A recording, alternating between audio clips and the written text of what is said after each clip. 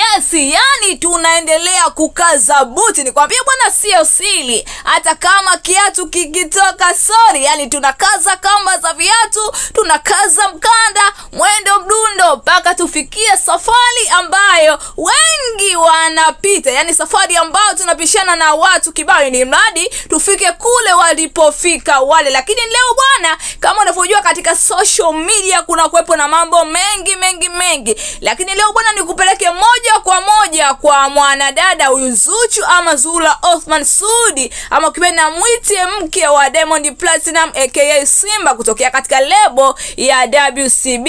Bwana, kama tunavyojua Zuchu bwana azindua darasa la kukuza na kuvipa thamani vipaji vya wasanii wachanga. Na kama unapojua bwana, wasanii wachanga kila leo wazuka. Sasa wasiendelee kutoweka, kama wanazuka waendelee kupambaniwe mradi wafike pale kama wasanii wengine walipofika. Basi mwanadada huyu bwana Zuchu ajitoa na kulitangaza ama kulizindua darasa hili ambalo linaitwa Zuchu Masterclass 2026. Darasa hili bwana linahusiana na mambo ya vipaji vya wasanii wachanga. Tukizungumzia wasanii wachanga, si wasanii wa kuigiza ama wasanii ambao waliokuwepo katika tasnia ya muziki. Ameeleza mengi kwamba hata yeye alipitia changamoto nyingi mpaka pale alipofika. Kwa kweli anamshukuru Mungu. Hata pale alipofika anapishana na vikwazo vingi, lakini yeye tumaini lake kila siku Mwenyezi Mungu. Lakini darasa hili bwana la Zuchu Masterclass amesema kwamba